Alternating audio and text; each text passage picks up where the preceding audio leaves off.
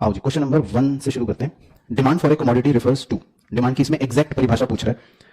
Dzire back by ability to pay for the commodity, B need for the commodity and willingness to pay, the quantity demanded of that commodity at a certain price, या the quantity of commodity demanded at a certain price during a given period of time. D, अब इसमें आपको जो exact demand की परिभाषा हमने mark करी थी जिस समय शुरुआत में, तो वो लाइन जो है वो यही लाइन थी। तो उसमें भी हमने देखा था कि मतलब कितनी क्वांटिटी कोई पर्टिकुलर व्यक्ति डिमांड कर रहा है eight a certain price during a particular period of time, तो उसको हम कहते हैं डिमांड।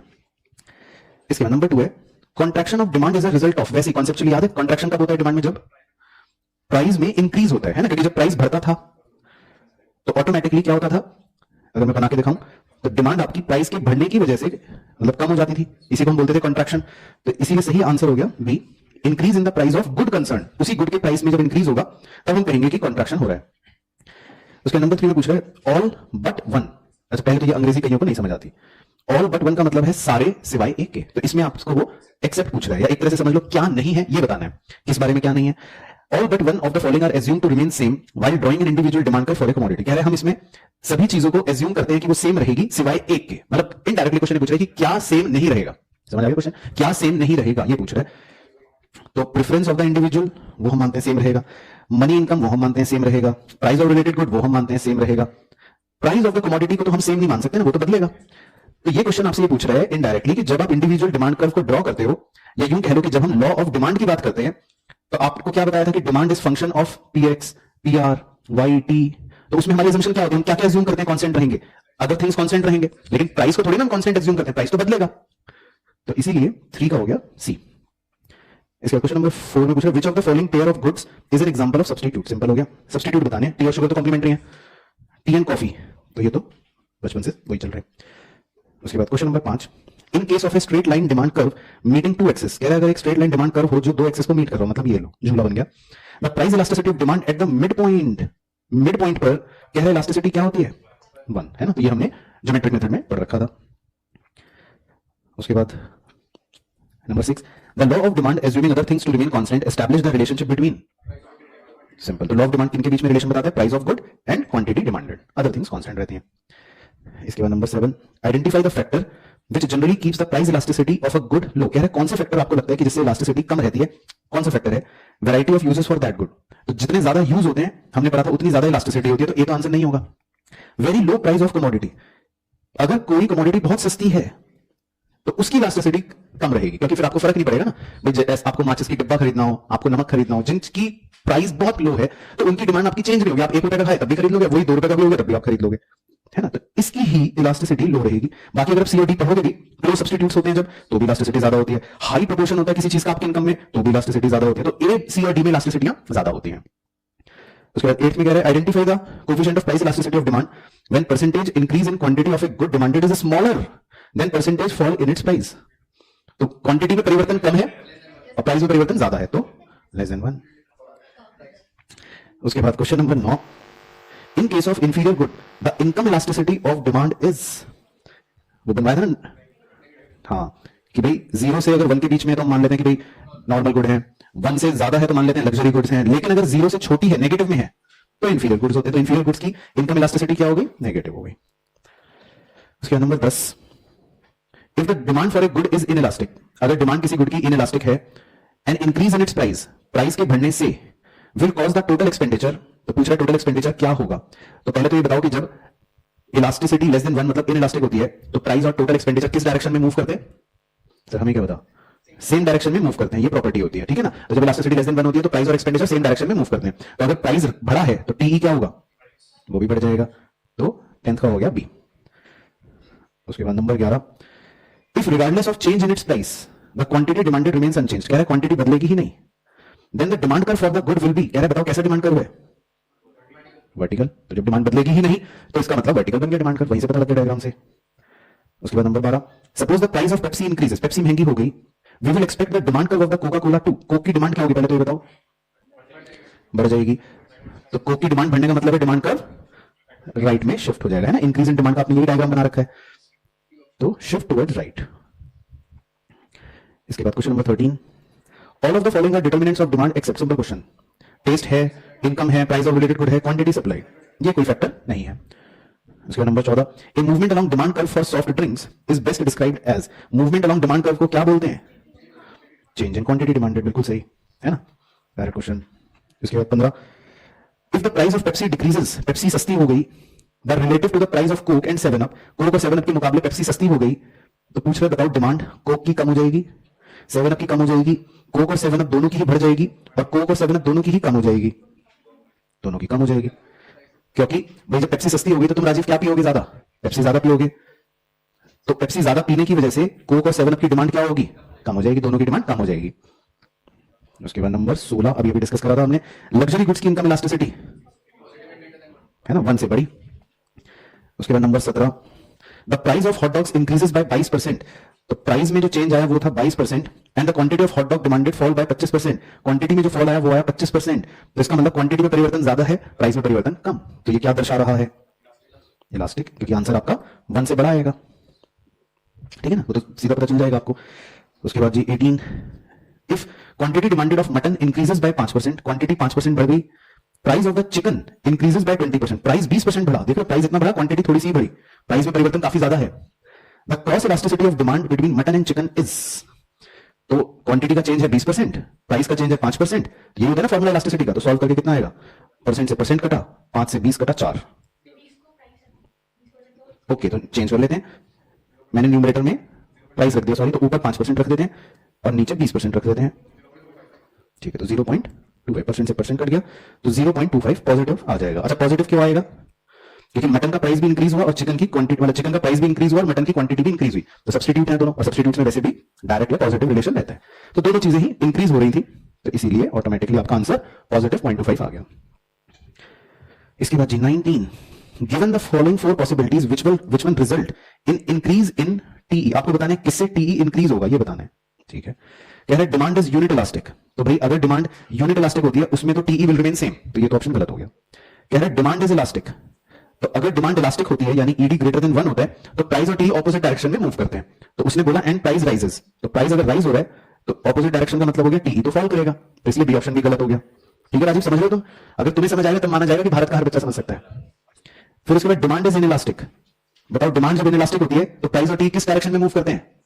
बोलो सेम, तो उसने लिखा प्राइस फॉल, तो प्राइस अगर फॉल हुआ तो टीई भी क्या होगा? फॉल, तो ये ऑप्शन भी गलत। डी में कह रहा है डिमांड इज इनइलास्टिक और प्राइस कह रहा है राइज, तो ऑपोजिट सेम डायरेक्शन में मूव करेंगे तो टीई भी राइज हो जाएगा, तो डी ऑप्शन की ही वजह से टीई जो है वो राइज होगा, ओके, ठीक है। इसके बाद नंबर 20 में क्या पूछ रहा है, विच of the following statement about price elasticity of supply is correct, price elasticity of supply के बारे में कह रहा है, बताओ क्या सही है। Price elasticity of supply is measure of how much the quantity supplied of good respond to the change in price of that good, ये तो सही है।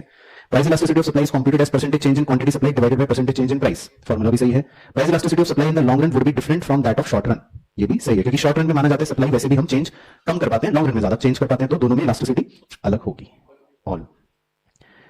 उसके बाद 21 में पूछ रहा है कि क्या गलत है, when goods are substitutes, ठीक है, fall in the price of one, कह रहा है अगर एक का प्राइस कम होगा, मान लो टी का प्राइस कम हुआ, leads to the fall in the quantity demanded for its substitute, तो कह रहा है उसकी क्वांटिटी जो सब्स्टिट्यूट की है कॉफी की है वो कम हो जाएगी, ये तो सही कह रहा है, क्योंकि सब्स्टिट्यूट गुड्स में डायरेक्ट रिलेशन होता है, तो पहला स्टेटमेंट तो वो सही कह रहा है कि अगर एक गुड का प्राइस कम होगा, टी का प्राइस मान लो कम होगा, तो कह रहा है उसके सब्स्टिट्यूट की भी क्वांटिटी डिमांड कम हो जाएगी, तो ये तो सही कह रहा है, ये तो गलत नहीं कह रहा है, तो सही कह रहा है। बी में कह रहा है when commodities are complements, मतलब मान लो कार और petrol, the fall in the price of one, कह रहा है अगर कार का प्राइस मान लो कम हो गया, will cause the demand of the other to rise, तो कह रहा है इस वजह से पेट्रोल की डिमांड बढ़ जाएगी, तो कॉम्प्लीमेंट्री गुड में यही होता है, ये भी सही कह रहा है, क्योंकि प्राइस अगर कार का कम होगा तो लोग गाड़ियां ज्यादा खरीदेंगे तो पेट्रोल की भी डिमांड ज्यादा हो जाएगी, तो बी भी सही कह रहा है।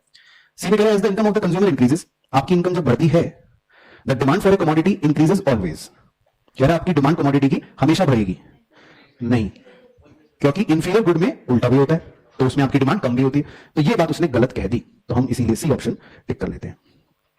बाकी इसके बाद है जी 22, suppose the price of the movie seen at the theatre rises from 120 to 200, तो प्राइस मान लेते हैं 120 था पहले जो बढ़कर हो गया 200, the theatre manager observe that the rise in price causes the attendance at a given movie to fall from 300 to 200, क्वांटिटी जो है वो 300 से घटकर 200 हो गई, तो क्या है आर्क इलास्टिसिटी मेथड लगाकर प्राइस इलास्टिसिटी बताओ, आर्क इलास्टिसिटी का फार्मूला बताओ।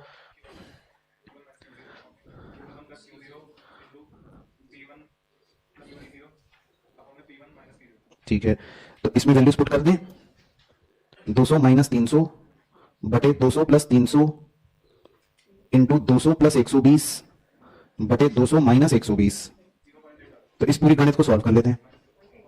माइनस 0.8, ठीक है। तो अब क्योंकि माइनस 0.8 नहीं दे रखा तो फिर आप 0.8 ही ले लो, ठीक है, ओके। चलो उसके बाद 23 जो है वो सेम है, तो इसमें मैं ऐसे टिक लगा देता हूं। मतलब इसमें भी आपको प्राइस दे रखा है 300 से 200 हो गया और डिमांड आपकी 3000 से 5000 हो गई और कह रहा है प्राइस इलास्टिसिटी निकालना यूजिंग आर्क इलास्टिसिटी, ठीक है। तो इस पर टिक लगा लेते हैं, अब ये डन हो जाएगा।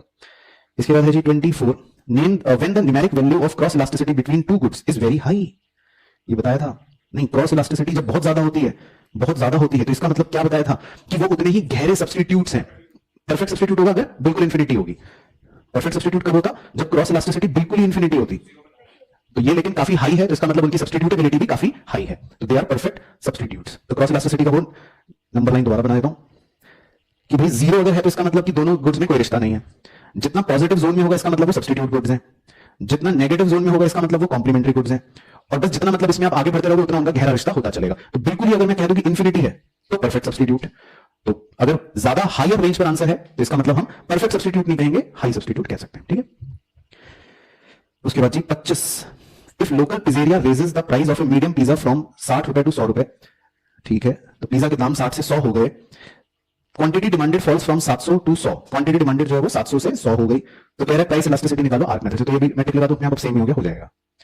उसके बाद 26, इफ इलेक्ट्रिसिटी डिमांड इज इनइलास्टिक, ठीक है, and electricity charges increases, price बढ़ गए, तो which of the following is likely to occur. तो भाई देखो जी, डिमांड इनइलास्टिक है तो क्वांटिटी में जो परिवर्तन आएगा वो कैसा आएगा, कम आएगा, क्योंकि अगर डिमांड इनइलास्टिक होती है तो प्राइस में परिवर्तन जो भी आए क्वांटिटी में उससे थोड़ा कम आएगा। तो ये अंग्रेजी आपको पढ़नी है जिसमें ऐसा लिखा हो कि क्वांटिटी कम होगी लेकिन थोड़ा सा कम, रिलेटिवली लेस। तो ए में लिखा है अंग्रेजी quantity demanded will fall by relatively large amount, तो ये तो गलत हो गया। बी में लिखा है quantity demanded will fall by relatively small amount, तो ये सही हो गया। इसके बाद 27, suppose the demand for a meal at a medium price restaurant is elastic, कह रहे हैं मान लेते हैं डिमांड इलास्टिक है। If the management of restaurant is considering raising prices, और मैनेजमेंट सोच रहे हैं प्राइस बढ़ाएंगे, तो ध्यान से डिमांड इलास्टिक है तो इसका मतलब प्राइस में जो भी परिवर्तन आया है क्वांटिटी में उससे काफी ज्यादा परिवर्तन आएगा। तो अगर रेस्टोरेंट वाला सोच रहा है प्राइस बढ़ा दें तो क्वांटिटी काफी ज्यादा गिर जाएगी इस बार, क्योंकि डिमांड इलास्टिक है।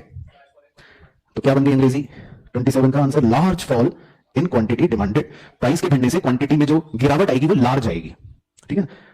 अच्छा, कई बच्चों का ये दिमाग में प्रश्न हो सकता है sir large fall in demand क्यों नहीं कहा आपने। बिल्कुल सही, क्योंकि प्राइस में चेंज हो रहा है। प्राइस में चेंज होने की वजह से आप कभी भी decrease in demand terminology use नहीं करते, आप डिमांड वर्ड यूज ही नहीं करते। इनफैक्ट प्राइस में चेंज आने की वजह से आपकी टर्मिनोलॉजी ही क्वांटिटी डिमांडेड बनती है ना। तो अगर किसी अदर फैक्टर की वजह से आ रहा होता तो आप चेंज इन डिमांड कह सकते थे, लेकिन यहां पे तो क्योंकि प्राइस में चेंज हुआ तो आप डिमांड वर्ड का इस्तेमाल ही नहीं कर सकते। अच्छा 28, point elasticity is useful in which of the following situation, लिखवा रखा है आपको। पॉइंट इलास्टिसिटी तब यूजफुल होती है जब बहुत बड़ी किसी चीज में होने की संभावना बहुत छोटी हो, यानी कि एक book store is considering double the price of notebook. तो भाई नोटबुक पहले 20 रुपए की थी और आप कह रहे हैं इसको डबल कर देंगे, तो ये तो काफी मेजर चेंज है, प्राइस में काफी मेजर चेंज है। बी में लिखा है restaurant is considering lowering the price of its most expensive dishes by 50%, यहां पर प्राइस 50% कम होने की बात कर रही है, ये भी एक मेजर प्राइस में चेंज है। अब एक गाड़ी बनाने वाला प्रोड्यूसर, ऑटो प्रोड्यूसर कह रहा है कि चलो हम गाड़ियों के दाम को 100 रुपए कम करेंगे, तो गाड़ियों के दाम 100 रुपए कम होना तो बहुत ही माइन्यूट चेंज है। तो पॉइंट इलास्टिसिटी ऐसे चीजों में इस्तेमाल की जाती है, ये हमने पढ़ा था। इसके बाद जी 29 में कह रहे डिक्रीज इन प्राइस, प्राइस कम हुआ, कह रहा है will result in increase in TR, मतलब वही टीई, एक ही बात है, ऑपोजिट डायरेक्शन में जा रहे हैं। तो ऑपोजिट में कब जाते हैं, जब इलास्टिसिटी बोलो ना 1 से बड़ी होती है। तो बस इलास्टिसिटी 1 से बड़ी का मतलब है क्वांटिटी में ज्यादा चेंज आएगा और प्राइस में कम चेंज आएगा। तो ऐसी अंग्रेजी कहां दे रखी है, percentage change in quantity is greater than the percentage change in price, है ना। तो इलास्टिसिटी 1 से बड़ी की अंग्रेजी आपको बी ऑप्शन में दे रखी है। उसके बाद 30, N increase in price will result in an increase in TR, तो मतलब प्राइस बढ़ गया और कह रहा है टीआर भी बढ़ गया, सेम डायरेक्शन में जा रहे हैं। तो बताओ राजीव इलास्टिसिटी क्या होती है सेम डायरेक्शन वालों की, नालायक, लेस देन 1। तो लेस देन 1 की अंग्रेजी ढूंढो, लेस देन 1 वाले की अंग्रेजी ढूंढो, percentage change in quantity demanded is less than the percentage change in price, ठीक है। उसके बाद 31, demand for a good will tend to be more elastic, कह रहे डिमांड ज्यादा इलास्टिक होगी अगर if exhibits which of the following characteristic. तो ज्यादा इलास्टिसिटी वाले डिमांड कब होगी, हमने पढ़ा था ना, जबकि इलास्टिसिटी को कौन से फैक्टर प्रभावित करते हैं। It represent small part of consumer income, नहीं उस समय तो इलास्टिसिटी भी कम होती है। The good has many substitutes, तो यही है क्योंकि जितने ज्यादा सब्स्टिट्यूट्स होते हैं तभी इलास्टिसिटी उतनी ज्यादा होती है, बाकी सी और डी पढ़ने की जरूरत नहीं, उसमें भी लेस देन 1 होती है। उसके बाद 32, the demand for a good will tend to be more inelastic, कह रहे डिमांड ज्यादा इनइलास्टिक होगी अगर क्या कैरेक्टरिस्टिक नजर आएंगे, the good has many substitute, नहीं, द गुड इज लग्जरी, नहीं क्योंकि इसमें भी इलास्टिसिटी मोर देन 1 होती है। The good has a small part of consumer income. तो इस समय इलास्टिसिटी कम होती है, ये हमने पढ़ा भी था। उसके बाद 33 चलो आप सॉल्व करके बताओ। अच्छा तो सेम ही है वैसे तो। Suppose the consumers income increases from 30,000, मैं इसको ऐसे T0 लिख रहा हूं, हालांकि ये Y0 है, लेकिन फिर भी भाई कुछ बच्चे राजीव जैसे भी होते हैं, और वो बढ़कर हो गई 36,000, तो मैंने लिखने के लिए P0 P1 लिख लिया। As a result the consumer increases her compact disc from 25 to 30, तो ये Q0 और Q1 हो गया। तो फिर वो पूछ रहा है इलास्टिसिटी निकालो, ठीक है, तो ये अपने आप कर लोगे। इसके बाद 34, चलो टोटल यूटिलिटीज मैक्सिमम, TU कह रहे हैं मैक्सिमम कब होता है, जब MU क्या होता है 0, है ना, तो वो TU MU का रिलेशन। उसके बाद 35, which one is not an assumption of the theory of demand based on analysis of indifference curve, इनमें से IC curve analysis का क्या assumption नहीं है। given scale of preference as between different combination of two goods, कह रहा है कि भाई जो two goods के given two goods के जो different combination होते हैं उनकी preferences का scale जो है वो constant रहता है, ये तो है assumption। diminishing marginal rate of substitution, ये भी है assumption, क्योंकि इसी की वजह से IC convex भी बनता है। diminishing marginal utility of money, कह रहा है marginal utility of money diminishing होता है, तो ये assumption नहीं है, क्योंकि ये तो मार्जिनल यूटिलिटी की यहां पे कोई बात ही नहीं करता इंडिफरेंस कर्व एनालिसिस में, तो ये तो पता चल गया। उसके बाद 36, an indifference curve slope down towards right, ये इंडिफरेंस कर्व राइट की तरफ नीचे आता है, since more of one commodity and less of another result in same level of satisfaction. तो पता ही हमें इंडिफरेंस कर्व में जब आप ऊपर की बिंदुओं से मान लो नीचे की तरफ आ रहे हो, तो एक गुड ज्यादा कंज्यूम करते समय दूसरे गुड को आप कम करते हो, क्योंकि सेम सेटिस्फैक्शन होता है हर बिंदु पर। उसके बाद जी 37, suppose that workers in a steel plant manage to force a significant increase in their wage packages, तो भाई स्टील प्लांट के मजदूरों की दिहाड़ी बढ़ गई, तो एक तरह से इनपुट महंगा हो गया, लेबर महंगी हो गई। How would the new wage contract be likely to affect the market supply of steel, कह रहे बताओ ऐसे में सप्लाई की स्टील क्या होगी, बोलो ना क्या होगी, कम हो जाएगी, तो सप्लाई का कहां शिफ्ट हो जाएगा, लेफ्ट में शिफ्ट हो जाएगा। भाई आपने पढ़ा था ये कि नहीं, अगर लागत बढ़ जाएगी किसी प्रोडक्ट को बनाने की, तो प्रोड्यूसर क्या सोचेगा, इसकी सप्लाई कम कर दो, तो सप्लाई क्या हो जाएगी, कम हो जाएगी, तो supply curve will shift to left decrease in supply. उसके बाद 38, which of the following statement is incorrect, तो आपको ये बताना है कि भाई इनमें से गलत क्या है। Indifference curve must be downward sloping to the right, ये तो सही है। Convexity of a curve implies that the slope of curve diminishes, ये भी सही है। कह रहा है किसी भी कर्व की कॉन्वेक्सिटी ये दर्शाती है कि उसका स्लोप डिमिनिश हो रहा है, तो सही कह रहा है। जैसे इंडिफरेंस कर्व कॉन्वेक्स होता है तो उसका स्लोप इसलिए डिमिनिश होता है ना, इसीलिए आप कहते हो कि इंडिफरेंस कर्व के अंदर डिमिनिशिंग एमआरएस है, उसका स्लोप क्या होता है, डिमिनिश होता है, स्लोप कम होता रहता है। Income elasticity for inferior goods is positive, तो इससे बड़ा झूठ और क्या होगा, क्योंकि इनकम इलास्टिसिटी इंफीरियर गुड्स की होती है नेगेटिव। उसके बाद 39, the successive units of stamp collected by a little boy give him greater and greater satisfaction, ठीक है, तो वो जितने सक्सेसिव यूनिट्स स्टैम्प कलेक्ट कर रहा है, छोटे बच्चे को उतना ज्यादा ही ज्यादा मजा आ रहा है। तो इसका मतलब ये क्लियर केस किस चीज का है, very good, exception of law of DMU, क्योंकि लॉ ऑफ डीएमयू तो कहता है कि मजा कम आना चाहिए, जितना ज्यादा कंज्यूम करो उतना मजा कम होना चाहिए, लेकिन बच्चे को उतना और मजा आ रहा है, जैसे टाइम वेस्ट करने में आपको मजा आ रहा है, तो आपके भी एक्सेप्शंस चलते हैं लॉ ऑफ डीएमयू के। उसके बाद 40, what will happen in the rice market if the buyers are expecting higher rice prices in near future. अब बायर ये सोच रहे हैं कि भविष्य में वो क्या एक्सपेक्ट कर रहे हैं कि चावल और महंगे हो जाएंगे भविष्य में, तो फिर वो अभी और खरीदेगा, अभी से और खरीदना शुरू कर देगा, है ना, तो इससे क्या हो जाएगी, demand for rice will rise या विल इंक्रीज। उसके बाद 41 में पूछ रहा है इन केस ऑफ गिवन गुड्स के केस में, तो गिवन गुड्स में सर रॉबर्ट गिफन ने क्या नोटिस करा था कि प्राइस बढ़ने पर भी क्वांटिटी बढ़ रही है, मतलब उन्होंने डायरेक्ट रिलेशन नोटिस करा था, तो डिमांड कर्व कैसा बनेगा इनका, upward sloping to the right, sir Robert Giffen ने ये नोटिस करा था। उसके 42, बाय कंज्यूमर सरप्लस, ये भी हमने डिस्कस करा था, consumer surplus the economists mean, consumer surplus का मतलब क्या है कि भाई मैं सिंपल भाषा में याद दिलाता हूं कि वो देना तो ज्यादा चाहता है पर एक्चुअल में उसको सस्ते में मिल जाता है, उतने पूरे एरिया को कंज्यूमर सरप्लस कहते हैं। तो सी ऑप्शन में यही अंग्रेजी लिखी है कि difference between the maximum amount a person is willing to pay and its market price, मतलब मार्केट में जो एक्चुअल प्राइस है और जितना वो एक्चुअल में विलिंग है देने के लिए, उनके डिफरेंस को कंज्यूमर सरप्लस कह सकते हैं हम।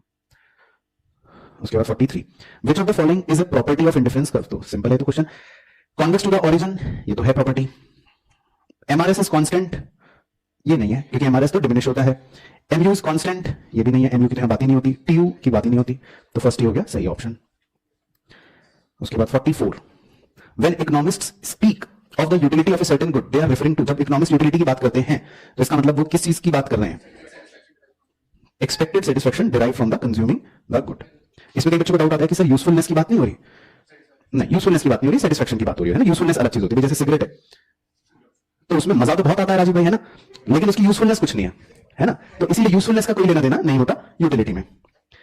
उसके बाद 45, a vertical supply curve parallel to Y axis, बताओ ऐसा सप्लाई कर्व होगा तो इलास्टिसिटी क्या है, क्वांटिटी चेंज ही नहीं होगी, तो 0।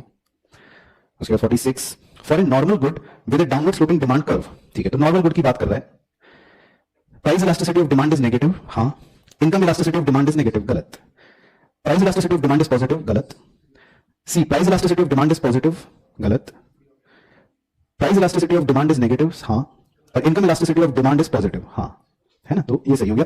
क्योंकि नॉर्मल गुड प्राइस के हिसाब से तो उल्टा चलते हैं, प्राइस बढ़ेगा तो आप क्वांटिटी कम कर दोगे, लेकिन इनकम के साथ वो डायरेक्ट होते हैं, इनकम बढ़ेगी तो डिमांड बढ़ेगी, तो इनकम इलास्टिसिटी उनकी पॉजिटिव है लेकिन प्राइस इलास्टिसिटी उनकी नेगेटिव है, ओके। उसके बाद है जी 47 N increase in supply of the good is caused by, कह रहा है सप्लाई इंक्रीज किससे होगी, सप्लाई इंक्रीज का मतलब है सप्लाई कर्व राइट में शिफ्ट किससे होगा ये बताना है। तो इंप्रूवमेंट इन टेक्नोलॉजी से होगा, कॉम्पिटिटिव गुड का प्राइस कम हो गया तो उससे होगा, और कॉस्ट ऑफ फैक्टर कम हो गया उससे होगा, है ना, तो सभी से ही होगा। उसके बाद 48 elasticity of supply refers to the degree of responsiveness of supply of a good to the change in its, simple question है। इलास्टिसिटी ऑफ सप्लाई में आप सप्लाई के चेंज को यानी चेंज इन सप्लाई को किस चीज के चेंज के साथ बताते हो, प्राइस। तो इलास्टिसिटी ऑफ सप्लाई में हम डिग्री ऑफ रिस्पॉन्सिवनेस बताते हैं of supply of a good to change in its price, price के परिवर्तन के साथ सप्लाई में कितना चेंज हुआ ये बताती है इलास्टिसिटी। उसके बाद 49 a horizontal supply curve parallel to the quantity axis, अगर ऐसा सप्लाई कर्व है तो कह रहा है इलास्टिसिटी क्या होगी, प्राइस चेंज ही नहीं हो रहा, इंफिनिटी, है ना, क्योंकि पैरेलल टू एक्स एक्सिस हो गया। उसके बाद 50 contraction of supply is a result of, simple question, contraction कब होता है सप्लाई में, जब price of the good concern कम हो जाए, decrease in the price of good concern, बाकी सब फैक्टरों से इंक्रीज या डिक्रीज हो सकता है, कॉन्ट्रैक्शन का तो एक ही रीजन होता है, decrease in the price of good concern. उसके बाद 51 बताओ Rajiv, conspicuous goods are also known as prestige, snob और वेबलन, सभी इनके घर, ट्यूशन और मोहल्ले के नाम है। इसके बाद 52 the quantity purchase remain constant irrespective of the change in income, भाई आपकी इनकम जितनी मर्जी हो जाए नमक आपको उतना ही खरीदना है ना, कांस्टेंट है क्वांटिटी, तो दिस इज नोन एज, इसका मतलब इनकम नेगेटिव इनकम इलास्टिसिटी नहीं, इनकम इलास्टिसिटी लेस देन 1 नहीं, जीरो इनकम इलास्टिसिटी, कांस्टेंट है ना, क्योंकि चेंज ही नहीं हो रहा ना, एक तरह से आप ऐसे बना लो, क्वांटिटी चेंज ही नहीं हो रही, इनकम चाहे जो मर्जी हो।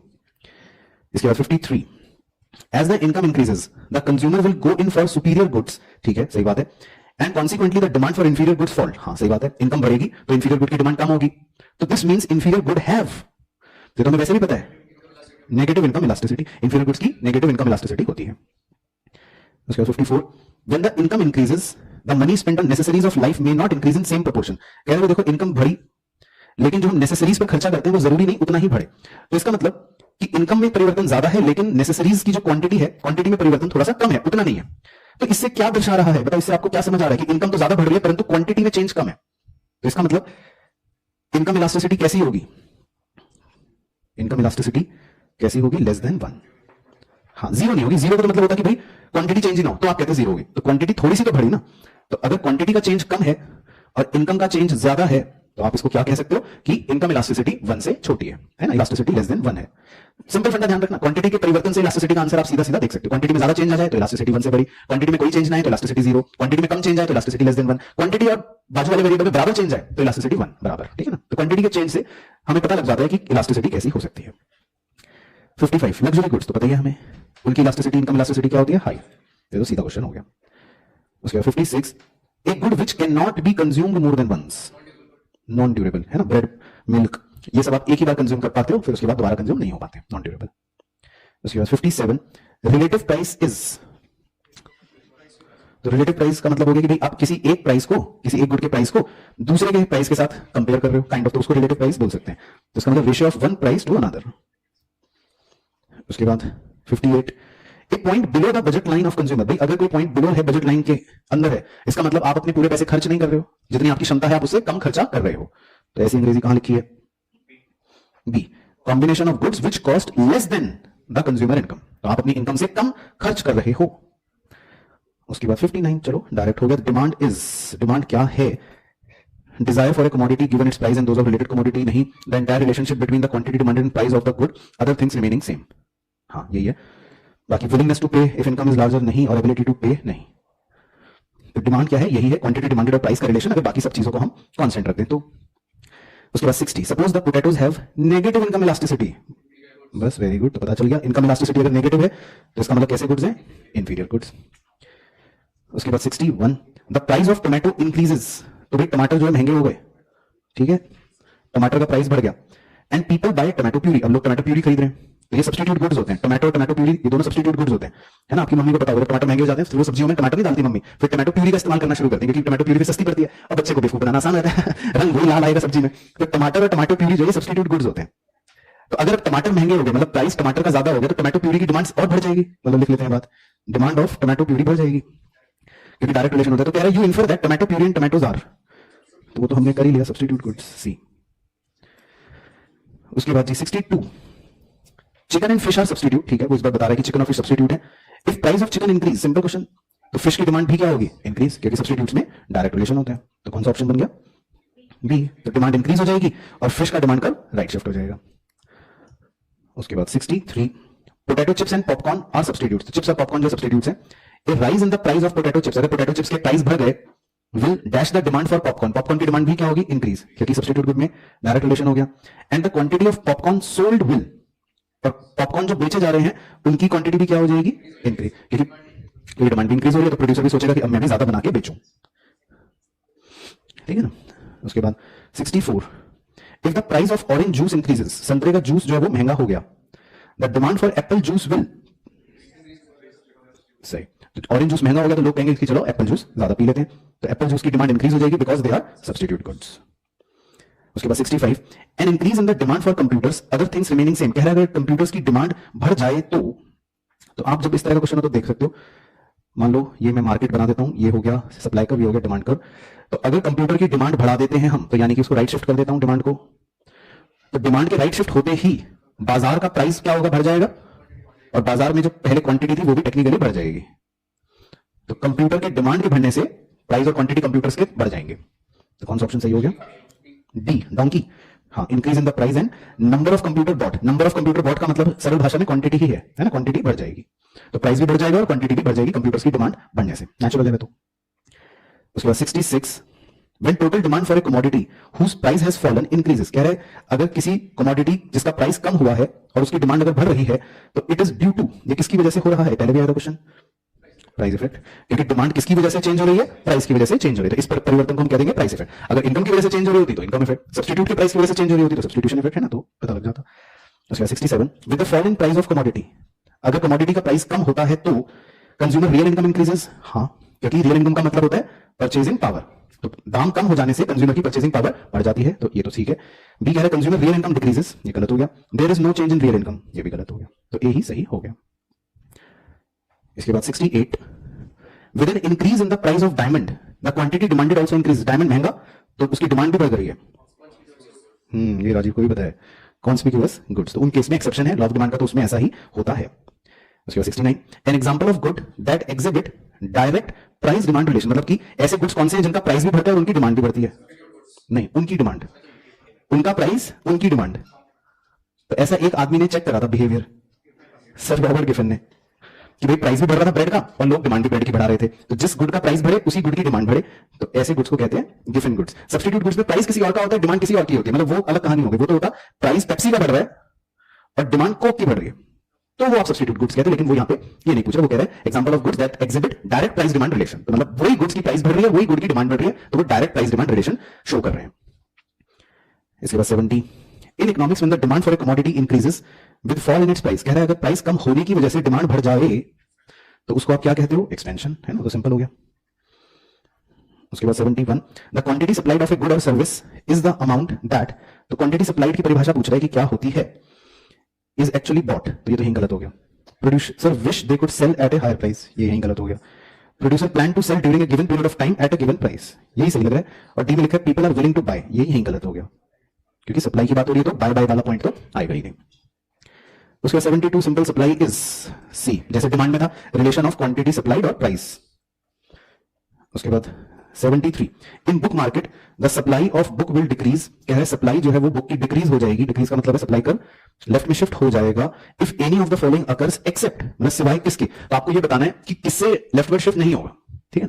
तो decrease in number of book publisher, book पब्लिशरों की संख्या अगर कम हो गई तो किताबों की भी सप्लाई कमी होगी, कमी किताबें बाजार में आएंगी, तो इससे तो लेफ्टवर्ड शिफ्ट होगा।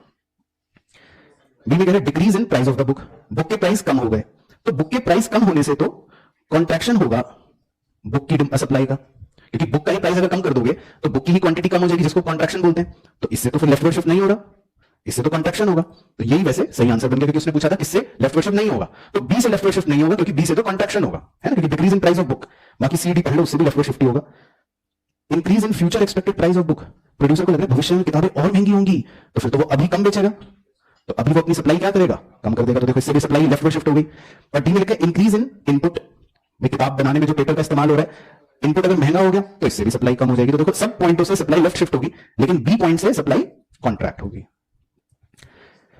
उसके बाद जी 74, तो बच्चे दिमाग में कर सकते हैं, प्राइस बढ़ा 10% और सप्लाई बढ़ी 25%, तो सिंपल हो गया 2.5 पॉजिटिव, है ना, क्योंकि दोनों बढ़े, डायरेक्ट रिलेशन। उसके बाद 75, N increase in the number of seller of bike, तो सिंपल है, अगर सेलर्स की संख्या बढ़ गई तो सप्लाई क्या होगी, इंक्रीज हो जाएगी, तो supply of bikes will increase. उसके बाद 76, if the supply of bottled water decreases other things remaining the same, कह रहा है अगर सप्लाई कम हो गई बॉटल्ड वाटर की, तो एक बार सप्लाई कम कर देता हूं हरे रंग से, सप्लाई कर्व को लेफ्ट शिफ्ट कर देते हैं, ठीक है, सप्लाई कर्व को क्या कर दिया, लेफ्ट शिफ्ट। तो ऐसा करने से आपको पता लग गया प्राइस बढ़ा और क्वांटिटी कम, तो इक्विलिब्रियम प्राइस मतलब increase and equilibrium quantity decrease, तो ऐसा ऑप्शन देखना जिसमें इंक्रीज कॉमा डिक्रीज दे रखा हो, ए ऑप्शन, ठीक है। उसके बाद 77, decrease in the demand for camera, कह रहा है कैमरास की डिमांड डिक्रीज हो गई, तो करके देख लेते हैं फटाफट।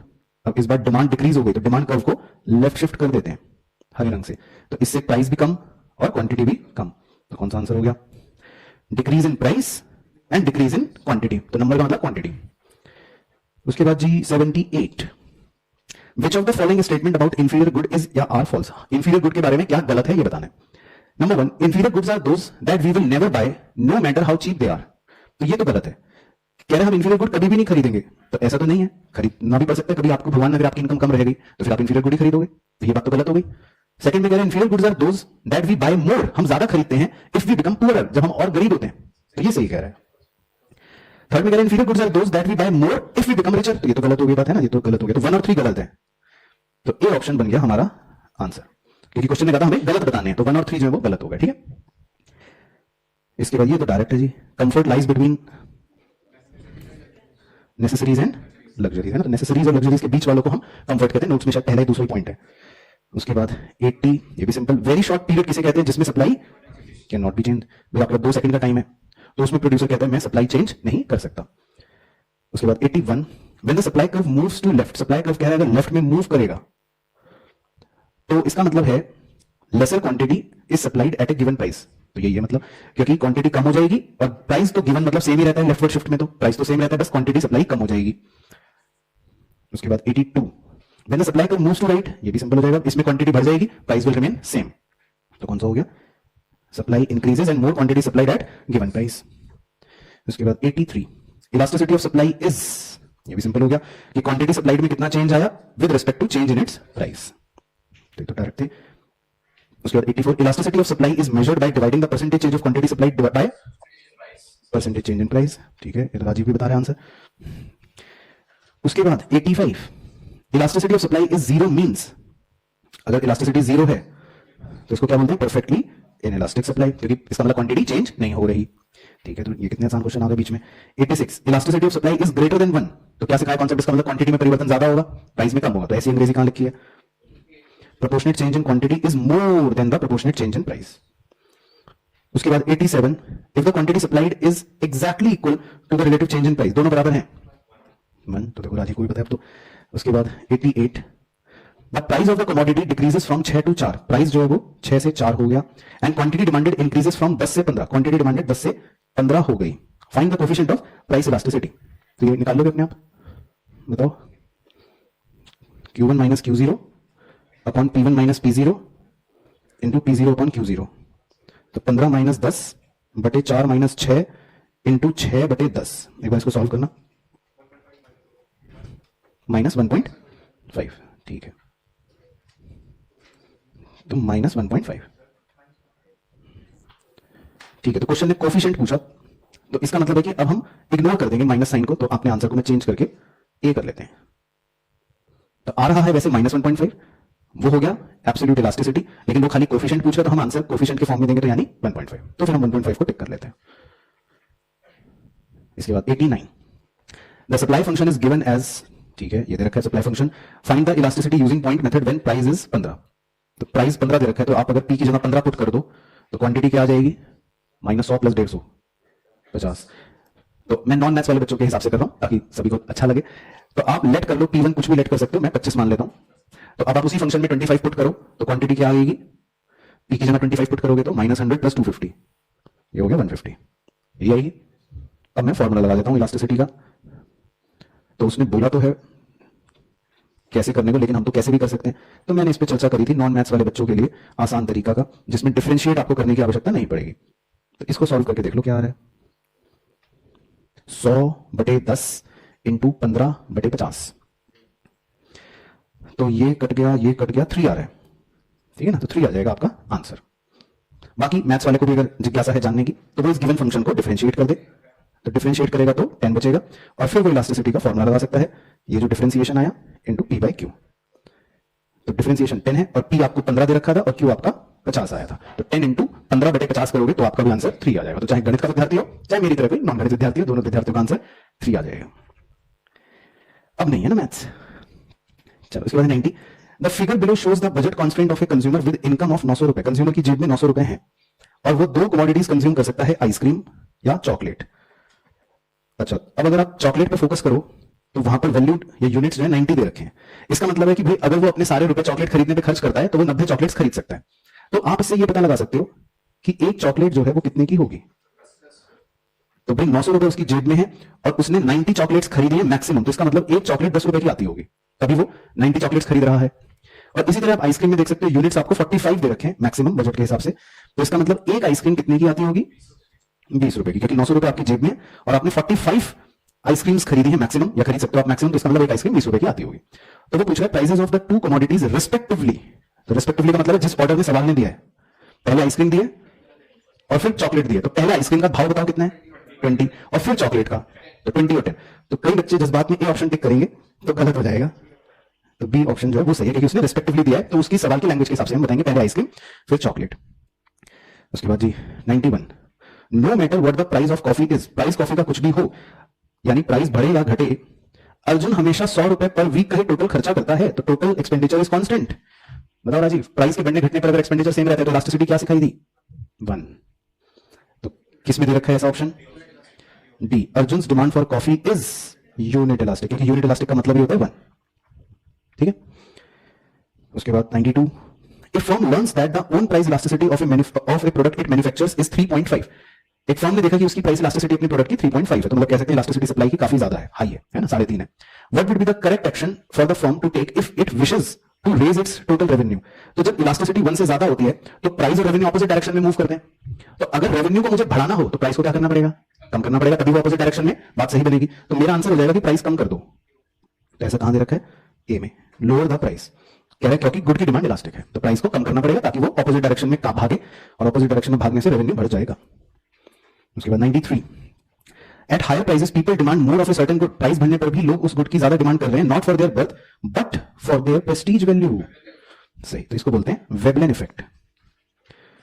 सिंपल हो गया। उसके बाद जी 94, if the price of AC increases from 30,000 to 30,010। AC का प्राइस मात्र 10 रुपए बढ़ा रहे हैं हम, पॉइंट इलास्टिसिटी में पहले भी आया था, बिल्कुल सही। तो ऐसे में हम कौन सा मेजर यूज कर लेते हैं, पॉइंट इलास्टिसिटी, क्योंकि प्राइस में चेंज जो है बहुत ही कम है। इसके बाद 95, given the following 4 possibilities which one will result in an increase in TE. कह रहा है किससे टीई जो है वो बढ़ेगा, डिमांड इज यूनिट इलास्टिक। कह रहा है अगर डिमांड यूनिट इलास्टिक है तो इससे तो टीई सेम रहता है, तो ये तो गलत हो गया। बी में कह रहा है demand is elastic and price rises. तो जब डिमांड इलास्टिक होती है तो प्राइस और टीई का ऑपोजिट डायरेक्शन में मूव करने का बिहेवियर होता है, तो ये भी गलत हो गया। सी में कह रहा है demand is inelastic and price fall. तो डिमांड इनइलास्टिक में सेम डायरेक्शन में जाते हैं वो, तो प्राइस कम होने पर टी भी कम होगा, तो ये भी गलत हो गया। तो ऑटोमेटिकली एक ही आंसर बच गया, demand is inelastic and price rises. तो इसमें वो सेम डायरेक्शन में मूव करेंगे तो प्राइस के बढ़ने से टीई भी बढ़ जाएगा। इसके बाद 96, the supply curve shifts to right. Simple है, राइटवर्ड शिफ्ट सप्लाई में कब होता है, बिकॉज ऑफ इंप्रूव टेक्नोलॉजी। क्योंकि टेक्नोलॉजी बेहतर होती है तो हमने लिख रखा है supply will shift to the right. बाकी cost of factor of production बढ़ने से सप्लाई कम होगी, टैक्स बढ़ने से भी सप्लाई कम हो जाएगी। तो यहां पे ऑल ऑफ द अबव नहीं चलेगा, कई बच्चों का जिनको आदत होती है ऑल ऑफ द अबव टिक लगाने की। इसके बाद 97, विच of the following statement is correct. तो बताओ राजीव इनमें से कौन सा सही है। When the price fall the quantity demanded fall, ये तो गलत है। Seasonal changes do not affect supply of A commodity, ये भी गलत है भाई। सर्दियों का मौसम आया तो आइसक्रीम की सप्लाई कम कर देगा प्रोड्यूसर, गर्मियों का मौसम आया तो स्वेटर की सप्लाई कम कर देगा प्रोड्यूसर, तो सीजनल चेंज है वो सप्लाई को अफेक्ट करता है। Taxes and subsidies do not effect supply, ये भी बात गलत है, क्योंकि टैक्सेस और सब्सिडीज तो अफेक्ट करते हैं राजीव सप्लाई को। टैक्स बढ़ेगा तो सप्लाई कम, सब्सिडी बढ़ेगी तो सप्लाई ज्यादा। डी में कह रहा है with lower cost it is profitable to supply more of the commodity, ये बात सही है, क्योंकि कॉस्ट कम होती है तो हम सप्लाई को बढ़ा देते हैं। उसके बाद 98 में कह रहा है if the demand is more than supply, अगर डिमांड सप्लाई से ज्यादा है, मतलब एक्सेस डिमांड है, तो ऐसे में जो प्राइस पर प्रेशर पड़ेगा तो प्राइस क्या हो जाएंगे, क्या हो जाएंगे प्राइस, जब किसी चीज की डिमांड ज्यादा होती है सप्लाई से तो प्राइस बढ़ जाएंगे, मतलब प्राइस पे प्रेशर अपवर्ड होगा, प्राइसेस बढ़ने शुरू हो जाएंगे। इसके बाद 99 the supply curve for highly perishable commodities during the very short period is, पढ़ रखा है हमने, बिल्कुल सही। तो वेरी शॉर्ट पीरियड कौन सा होता है, जिसमें supply can not B change. तो अगर supply can not B change हम कहते हैं तो इसका मतलब सप्लाई जब बदल ही नहीं सकती, तो आंसर हो गया परफेक्टली इनइलास्टिक, क्योंकि इसका मतलब सप्लाई कैसी है, चेंज ही नहीं हो सकती ना, तो इसको हम क्या बोलेंगे, परफेक्टली इनइलास्टिक। उसके बाद 100 ये तो डायरेक्ट क्वेश्चन है, सप्लाई इज फ्लो कॉन्सेप्ट, तो हम सप्लाई को क्या कहते हैं, फ्लो, तो ये कीवर्ड मार्क करा था। उसके बाद 101 the cross elasticity between rye bread and whole wheat bread, तो पहले तो बताओ भाई राई ब्रेड और ये होल व्हीट ब्रेड किस प्रकार के गुड्स हैं, सब्स्टिट्यूट गुड्स हैं ना, क्योंकि दोनों ब्रेड्स हैं, तो ऐसे सब्स्टिट्यूट गुड्स में क्रॉस इलास्टिसिटी क्या होती है, positive. 102 the cross elasticity between personal computer और उसके अंदर यूज होने वाला सॉफ्टवेयर, ये दोनों कैसे गुड्स हैं, कॉम्प्लीमेंट्री गुड्स हैं, तो उनकी नेगेटिव, सिंपल। उसके बाद क्रॉस इलास्टिसिटी ब्रेड और डीवीडी, ब्रेड और डीवीडी के बीच कैसा रिलेशन है, कोई रिलेशन नहीं है, तो जीरो, ठीक है, सिंपल।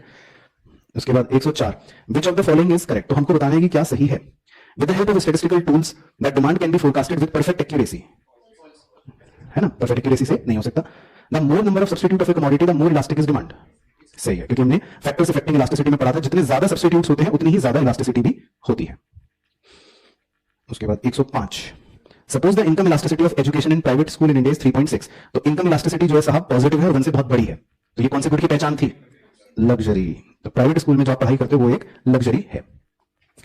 इसके बाद 106 if the organizers of an upcoming cricket match decide to increase the ticket price, organizer सोच रहे हैं प्राइस बढ़ाने की, in order to raise its revenue, कह रहे हैं हमारा रेवेन्यू भी बढ़ जाएगा, तो भाई प्राइस और रेवेन्यू दोनों सेम डायरेक्शन में मूव कर रहे हैं, बताओ राजीव इलास्टिसिटी क्या होती है इसमें, लेस देन 1, तो लेस देन 1 की अंग्रेजी बताओ, इलास्टिसिटी लेस देन 1 की अंग्रेजी,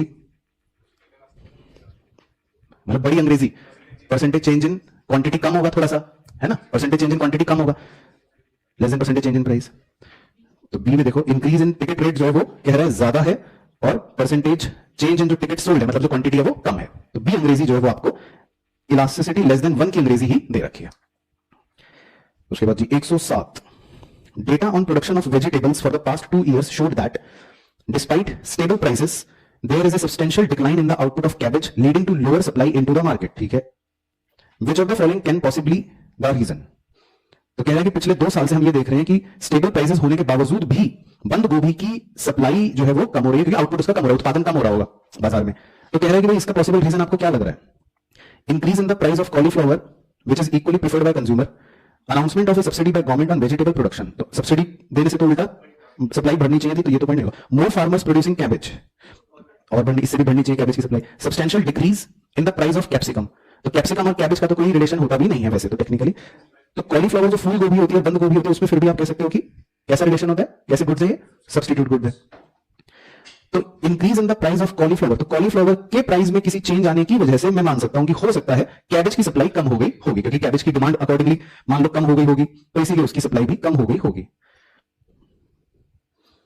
तो हालांकि डिक्रीज इन प्राइस होना चाहिए था, लेकिन चलो फिर भी मतलब बी सी और डी जो है वो एलिमिनेट हो गए, तो हम एलिमिनेशन मेथड लगा के कह सकते हैं ए फिर भी आंसर ज्यादा बेहतर होगा बी सी डी की अपेक्षा में। उसके बाद जी 108 the following diagram shows the relationship between price of good X and the quantity demanded of good Y, तो भाई ये गुड वाई है, दूसरा गुड है, मान लो ये गुड है कोक, और एक्स एक्सिस पे प्राइस ऑफ गुड एक्स है, तो ये मान लो पेप्सी, और इनका अपवर्ड स्लोपिंग कर्व दे रखा है, इसका मतलब इनका रिश्ता डायरेक्ट वाला है, तभी मैंने कोक और पेप्सी लिखा, क्योंकि डायरेक्ट रिश्ता किसमें होता है, सब्स्टिट्यूट गुड्स में होता है, तो बस हमारा आंसर हमारे सामने है, तो गुड एक्स और गुड वाई क्या है, क्लोज सब्स्टिट्यूट्स, परफेक्ट सब्स्टिट्यूट्स होने के लिए तो क्रॉस इलास्टिसिटी बिल्कुल इंफिनिटी होनी चाहिए, तो वो तो नहीं है, तो ये डिमांड कर्व अगर आप देखोगे तो फ्लैटर है, तो आप इसकी इलास्टिसिटी को 1 से बड़ा तो कह सकते हो, लेकिन इंफिनिटी नहीं कह सकते, तो इसलिए परफेक्ट सब्स्टिट्यूट तो नहीं होंगे, ये कैसे सब्स्टिट्यूट होंगे, क्लोज सब्स्टिट्यूट्स होंगे। अगर यही इनकी इलास्टिसिटी मान लो ऐसी दे रखी होती, थोड़ा सा लेस देन 1 टाइप्स ऐसा दे रखा होता, मान लो इनकी इलास्टिसिटी ऐसी दे रखी होती, तो मैं इनको कैसे सब्स्टिट्यूट किया था, रिमोट सब्स्टिट्यूट या नॉट सो क्लोज सब्स्टिट्यूट, है ना, अच्छा चलो ऐसे एक और दिमाग में आ गया, मान लो ये इनका रिश्ता नेगेटिवली स्लोप दे रखा होता है ऐसा, तो कॉम्प्लीमेंट्री गुड्स हो जाते, लेकिन नॉट सो क्लोज वाले कॉम्प्लीमेंट्री। और ये इनका रिश्ता ऐसे तरह से दे रखा होता, तो इसका मतलब कॉम्प्लीमेंट्री गुड्स हाई वाले हो जाते हैं, क्योंकि ये नेगेटिव स्लोप है और गहरा रिश्ता दर्शा रहा है। तो ये अकॉर्डिंगली आंसर बन जाता अगर क्वेश्चन पूछता तो। उसके बाद जी 109, the diagram given below shows, तो ये डायग्राम क्या दिखा रहा है, डिमांड कर्व लेफ्ट में शिफ्ट हो रहा है, D1 था D2 हो गया, तो इसकी अंग्रेजी कहां है, ए change in demand which may be caused by rise in income, तो ये तो यही गलत है, क्योंकि इनकम राइज होने से तो डिमांड बढ़ती है, जबकि ऊपर तो डिमांड कम हो रही है, तो ए ऑप्शन तो गलत हो गया। कह रहा है shift of demand curve caused by fall in the price of complementary good, complementary good का प्राइस कम होने से भी डिमांड बढ़ती है, तो ये भी गलत हो गया। सी कह रहा है change in demand when rise in income and good is inferior, सही, क्योंकि अगर इंफीरियर गुड के केस में इनकम बढ़ती है तो आप अपनी इंफीरियर गुड की डिमांड कम करते हो, तो सी वाली कहानी से डिमांड कम होगी और जो हो भी रही है, तो सी ऑप्शन इसका मतलब सही चीज कह रहा है। उसके बाद 110 में क्या हो रहा है, पहले देखो सप्लाई क्या हो रही है, कम हो रही है ना, leftward shift, decrease in supply, तो कह रहा है विच of the following alternatives would be true, तो किससे आपको ये पता लगाना है कि सप्लाई डिक्रीज होगी, ठीक है राजीव बता सकते हो तुम, if fall in the wage cost, cost कम हो रही है तो इससे तो सप्लाई बढ़ेगी, गलत। Shortage of raw material and consequent increase in raw material price, cost बढ़ रही है तो इससे सप्लाई कम होगी, तो बी ऑप्शन से ही सप्लाई जो है लेफ्टवर्ड शिफ्ट होगी, ठीक है। उसके बाद 111, the demand curve of a normal good has shifted to the right, ठीक है तो बना लेते हैं, कह रहा है डिमांड कर्व जो है वो राइट में शिफ्ट हो गया नॉर्मल गुड का, ठीक है। विच of the 4 events would have caused this shift, कह रहा है किसकी वजह से डिमांड राइट में शिफ्ट हुई होगी, fall in the price of substitute, तो इससे तो डिमांड भी कम होती है, गलत। Fall in the nominal income, इससे भी डिमांड कम होगी, गलत है ना, क्योंकि इनकम कम हो गई। Fall in the price of complementary good, सही, क्योंकि कॉम्प्लीमेंट्री गुड के प्राइस कम होने से हमारे गुड की डिमांड जो है वो बढ़ जाती है, तो ये ऑप्शन सही है। उसके बाद 112, if the roller coaster ride is a function of amusement park visit, समझ आई अंग्रेजी, कह रहा है कि भाई अगर रोलर कोस्टर राइड जो है, roller coaster ride is a function of amusement park visit, इसका मतलब होगा कि भाई जो बच्चा घूमने आएगा अम्यूजमेंट पार्क में, वो पापा जिद करेगा पापा से कि मुझे तो रोलर कोस्टर राइड करवाओ, तो जो भी बच्चा अम्यूजमेंट पार्क घूमने जाएगा वो रोलर कोस्टर राइड भी करेगा, तो इसका मतलब रोलर कोस्टर राइड होगी कि नहीं होगी, ये वेरिएबल डिपेंडेंट है किस पर, अम्यूजमेंट पार्क विजिट पर, तो ये वेरिएबल इंडिपेंडेंट हो गया, भाई जो घूमने आए ना आए वो तो डिपेंड करता है उस आदमी की छुट्टी है ऑफिस है, लेकिन जो घूमने आएगा वो फिर झूला भी झूलेगा, ठीक है। अच्छा तो if the price of amusement entry, amusement park entry fall, तो भाई अम्यूजमेंट पार्क की एंट्री का टिकट जो है वो सस्ता हो गया, तो फिर तो भाई सब चलेंगे घूमने, अम्यूजमेंट पार्क की टिकट एंट्री सस्ती हो गई राजीव, तो अभी जा रहे उठ के, तो अब इससे क्या होगा, पढ़ो ऑप्शन कौन सा सही बन रहा है, the demand for roller coaster ride will rise and the demand curve will shift to the right, सही लग रहा है, तो भाई ज्यादा लोग आएंगे पार्क घूमने, और जब पार्क में घूमने ज्यादा लोग आएंगे तो रोलर कोस्टर राइड की भी डिमांड जो है वो ज्यादा हो जाएगी, राइटवर्ड शिफ्ट। उसके बाद 113 बढ़िया क्वेश्चन है, in a short run if a short run supply curve is plotted for the following table which presents price and quantity of flyer aircrafts, what will be its shape, तो भाई आप देखो price तो बढ़े जा रही है, नंबर ऑफ एयरक्राफ्ट्स वही के वही, तो कह रहा है बताओ सप्लाई कर्व की शेप कैसी होगी, vertical straight line parallel to Y axis, तो इसमें क्वांटिटी सप्लाई जो है वो सेम है 28 28 28 28 28। उसके बाद 114, the average income of residents of 2 cities A and B and the corresponding change in demand for 2 goods is given in the following table, which of the following statement is true, तो वो तो भी देखते हैं, पहले मैं आपको पहले सिटी ए के बारे में चर्चा कर लेते हैं, पहला शहर जो है वो कैसा शहर है, इनकम बढ़ी 12%, ठीक है, तो गुड एक्स की डिमांड भी 6.5% बढ़ गई, तो खाली अगर मैं इतना एनालाइज करूं कि इनकम बढ़ी 12% और गुड एक्स की डिमांड भी बढ़ गई, तो इसका मतलब पॉजिटिव रिलेशन है, डायरेक्ट रिलेशन है इनकम के साथ, लेकिन लेस देन 1 है, इसका मतलब लेस देन 1 है, क्योंकि इनकम में बढ़ोतरी 12 हो रही है लेकिन क्वांटिटी में बढ़ोतरी खाली 6.5 हो रही है, तो मैं मतलब एक्स गुड के लिए ए सिटी में ये कह सकता हूं कि भाई ये पॉजिटिव इनकम रिलेशन तो दिखा रहा है लेकिन लेस देन 1 दिखा रहा है, तो ऐसे को क्या बोलते थे, नॉर्मल गुड है ना, तो गुड एक्स का नेचर जो है वो नॉर्मल है। अच्छा सिटी बी में भी आप चेक कर सकते हो, इनकम बढ़ रही है 9%, लेकिन गुड एक्स की डिमांड जो है वो मात्र 5.5% बढ़ रही है, तो इसका मतलब गुड एक्स का नेचर तो हमको यहां क्लियरली आइडेंटिफाई हो रहा है कि ये कैसा गुड है, नॉर्मल गुड है, क्योंकि ये इनकम के साथ डायरेक्ट रिलेशन शो कर रहा है लेकिन लेस देन 1 वाला शो कर रहा है। अच्छा अब गुड वाई के बारे में चर्चा कर लेते हैं बड़े ध्यान से, सिटी ए में देखो गुड वाई में चेंज नेगेटिव हुआ है, तो सिटी ए के लिए ये गुड वाई इंफीरियर गुड है, जबकि सिटी बी में अभी भी चेंज पॉजिटिव ही हुआ है, हालांकि 1 से कम है, तो सिटी बी के लिए ये गुड नॉर्मल है, तो इसका मतलब ये सिटी ए जो है ये कोई बड़ा शहर होगा, इसीलिए गुड वाई को कुछ नहीं समझ रहे है ना, ये मतलब अपने आपको हाई फाई समझ रहे हैं, गुड वाई जो लग रहा है तो इंफीरियर है, जो दूसरे बी शहर को लग रहा है ये तो हमारे लिए नॉर्मल है, मतलब मान लेते हैं कूलर, तो सिटी बी में घरों में कूलर है उनके लिए नॉर्मल बात है, सिटी ए वाले कह रहे हैं तुम्हारे यहाँ कूलर लगा है, उनके लिए इंफीरियर बात है, तो भाई सिटी ए जो है कोई बड़ी सिटी होगी। अब वो कह रहे हैं बताओ टू बात बताओ, both the goods are normal in both the city, तो नहीं है ये, तो ये तो गलत हो गया। बी में कह रहा है good X is normal in both city, हाँ गुड एक्स तो दोनों सिटी में नॉर्मल है, good Y is inferior in city A, है ना यही सही है, तो ये पता लग गया, ठीक है क्लियर हो गया, तो ये बढ़िया क्वेश्चन था। चलो उसके बाद बस लास्ट 6 क्वेश्चन बचे हैं, 115 देख लेते हैं पहले। If this is the consumer spending her entire income and consuming at point B. अच्छा, तो कंज्यूमर जो है वो भी पॉइंट बी पर कह रहा है, कंज्यूम कर रही है, तो आप उसे क्या एडवाइस दोगे? तो अगर आपको याद हो कंज्यूमर इक्विलिब्रियम, पॉइंट बी का मतलब है अभी एक तरह से, ये हाथ का निशान हटा दूं पहले, पॉइंट बी का मतलब है कि वो गुड वाई तो मान लो कंज्यूम कर रही है 100 यूनिट्स, लेकिन गुड एक्स वो कंज्यूम कर रही है मान लो खाली 1 यूनिट, मतलब वाई बहुत ज्यादा कंज्यूम कर रही है वो, क्या मैं सही कह रहा हूं? गुड वाई बहुत ज्यादा कंज्यूम कर रही है, गुड एक्स तो वो बहुत ही थोड़ा सा कंज्यूम कर रही है। अच्छा, मैथमेटिकली भी अगर आपको याद हो तो बी पॉइंट क्या डिनोट करता है कि इंडिफरेंस कर्व का स्लोप बजट लाइन के स्लोप से काफी ज्यादा है इस पॉइंट पर। तो वैसे भी हम क्या सजेस्ट करते हैं इस पॉइंट पर कि consumer should consume more good X and sacrifice some good Y. तो हम कंज्यूमर को कहेंगे कि भाई तुम थोड़ा सा गुड एक्स की तरफ आगे बढ़ो और गुड वाई को थोड़ा कम करो, क्योंकि तुम्हारे पास इतना सारा गुड वाई, क्या करोगे? और थोड़ा सा गुड एक्स को बढ़ाओ। तो कौन सा ऑप्शन हो गया? B, consume more of good X and less of good Y. अच्छा, उसके बाद 116 भी पूछ रहा है इसी डायग्राम में, which of the following statement is true? तो कह रहा है ट्रू भी बताओ। The consumer is not maximizing her utility at point K. कह रहा है अगर कंज्यूमर के पॉइंट पर होता या होती तो वो अपनी यूटिलिटी मैक्सिमाइज नहीं कर रही है। तो ये बात तो सही है, क्योंकि के पॉइंट वैसे भी कंज्यूमर इक्विलिब्रियम तो नहीं होता, तो मैक्सिमम यूटिलिटी का पॉइंट तो नहीं होगा। बी में लिख रहे थे consumer is spending her entire income on both goods. सही, ये इंडिफरेंस कर्व अप्रोच का एनालिसिस का असम्पशन भी है कि वो अपने पूरे पैसे खर्च करेगी। The consumer gets equal pleasure at point B और के। बी और के बराबर प्लेजर है, सेम है, क्योंकि दोनों सेम आईसी पर ही लाई कर रहे हैं 1 पे, तो इसका मतलब तीनों बातें ही सही हैं। ठीक है, तो ये भी हो गया सही। उसके बाद 117 में कह रहे हैं the effect of on consumer surplus of the following price from E to F. अगर कंज्यूमर सरप्लस पे पूछ रहा है कि क्या प्रभाव पड़ेगा अगर प्राइस ई से एफ हो जाएगा, the following price from E to F. तो देखो, जैसे पहले ई प्राइस था और ये डिमांड कर्व है, तो कंज्यूमर सरप्लस जो था वो पहले मैं लाल कलर से शेड कर देता हूं, ये एरिया था, है ना। और अगर प्राइस अब कह रहा है वो एफ हो जाए, अगर प्राइस एफ हो जाए तो अब उसके कंज्यूमर सरप्लस को मैं हरे रंग से वर्टिकल लाइन बना देता हूं। अब कंज्यूमर सरप्लस जो है ये हो जाएगा, ठीक है। तो मतलब पहले कंज्यूमर सरप्लस था वो लाल ट्राइंगल और अब कंज्यूमर सरप्लस है वो हरा ट्राइंगल। क्या मैं सही कह रहा हूं? मतलब मैं तो सही कह रहा हूं कि आप सही समझ रहे हो कि पहले कंज्यूमर का सरप्लस था लाल ट्राइंगल और अब कंज्यूमर का सरप्लस है हरा ट्राइंगल। ओके, ठीक है। तो क्या पूछ रहा है क्वेश्चन? तो क्वेश्चन पूछ रहा है decrease in consumer surplus by E F G R. तो ई एफ जी आर जो है वो तो हो गया ये इतना हिस्सा, देख लो ई एफ जी आर, तो गलत तरह से। तो टेक्निकली कंज्यूमर सरप्लस अगर मैं देखूंगी कितना बढ़ा, तो ई एफ सी आर, तो कंज्यूमर सरप्लस अगर आप ध्यान से देखोगे तो इतना पोर्शन जो मैं काले रंग का बना रहा हूं उससे इंक्रीज हो गया ना एक तरह से, E F G R C R. तो ई एफ सी आर से कंज्यूमर का सरप्लस बढ़ गया। हाँ, तो वो मिसप्रिंटिंग है वैसे, मतलब हम ठीक कर लेते हैं। हाँ, तो ई एफ सी आर से हमारा कंज्यूमर सरप्लस जो है वो बढ़ जाएगा। उसके बाद 118 when the price rises from F to E. कह रहा अगर प्राइस एफ से ई पे पहुंच गया, तो ये अकेला ऐसा क्वेश्चन है जो आपके अब सिलेबस में, मतलब ना तो पहले था ना अब है, लेकिन इन्होंने ग्रेजुएशन से उठा के दे दिया, क्योंकि हम प्रोड्यूसर के सरप्लस को तो फिर भी पढ़ते हैं अपने सिलेबस में, हम प्रोड्यूसर के रेवेन्यू को नहीं पढ़ते, और फिर भी उसने दे रखा है, तो आपको इस क्वेश्चन को रखना पड़ेगा। तो when price rises from F to E the increase in revenue earned by the seller is. तो मैं डायग्राम पे दिखा देता हूं। कह रहा अगर प्राइस एफ से ई हो गया, पहले डायग्राम साफ कर ले थोड़ा, कि अगर प्राइस एफ से ई बढ़ जाए मान लो, तो सेलर का वो पूछ रहा है रेवेन्यू कितना इंक्रीज होगा। तो ये आपको ग्रेजुएशन में सिखाया जाएगा, मैं हाईलाइट कर रहा हूं। सेलर का जो रेवेन्यू में बढ़ोतरी होगी वो जो मैंने शेड कर दिया पीले रंग से उतनी होगी।